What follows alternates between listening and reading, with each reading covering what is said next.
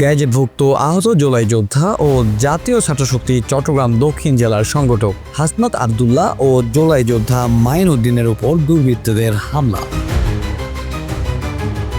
অভিযোগে তীর বিএনপির মনোনীত প্রার্থী জসিম উদ্দিনের নেতাকর্মীদের উপর।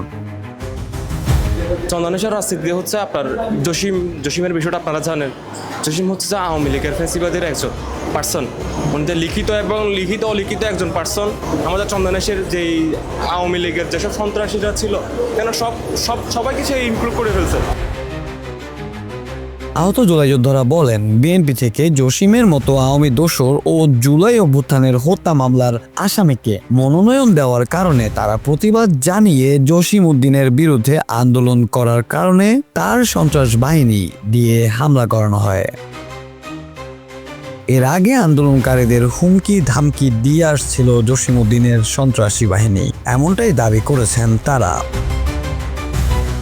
প্রায় গত সপ্তাহখানিক সে আমাকে কল করছে যে ভাই এরকম চন্দনেশ্বর রাজনীতিতে সিস্টেমটা মানে আমাকে বিভিন্ন ধরনের মানুষ হুমকি দিচ্ছে।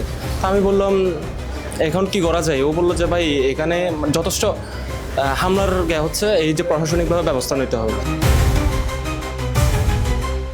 শুক্রবার 16 জানুয়ারি রাতে চন্দনাইশ উপজেলার বদরপাড়া এলাকায় অতর্কিতভাবে কাজের উপর হামলা চালানো হয়। হামলাকারীরা ছুরি ও লাঠিসোঁটা ব্যবহার করে বেধড়ক মারধর করে। এতে দুজনের শরীরে বিভিন্ন স্থানে গুরুতর আঘাত লাগে। প্রত্যক্ষদর্শীদের মতে হামলার সময় সেখানে আরও 15 থেকে 20 জন উপস্থিত ছিলেন।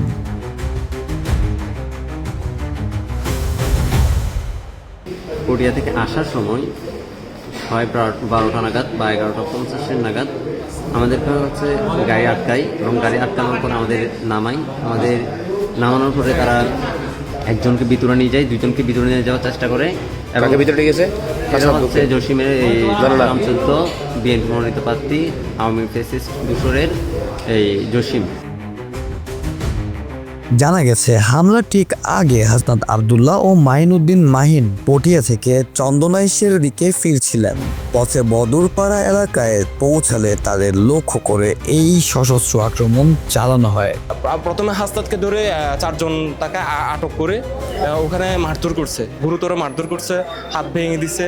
তারপরে হচ্ছে তার পিঠে ওখানে বিভিন্ন জায়গায় লাথি উষ্টা পড়ছে। তারপরে আমাদের মাইনুদ্দিনের উপর অনেক হামলা হয়েছে। তার সাথে সাথে আমরা হচ্ছে কি করছি, খবর পাওয়ার পর চন্দনেশ্বর নিয়ে গেছি। চন্দনেশ্বর দেখি যে ওখানে সিচুয়েশন ওখানে ভালো নাই। তারপরে আমরা চট্টগ্রাম মেডিকেলে থাকি। এ বিষয়ে আইন শৃঙ্খলা বাহিনীর পক্ষ থেকে তদন্ত কার্যক্রম চলমান রয়েছে বলে জানা গেছে। মেহেদী রাফি, চমৎকার টিভি, চট্টগ্রাম।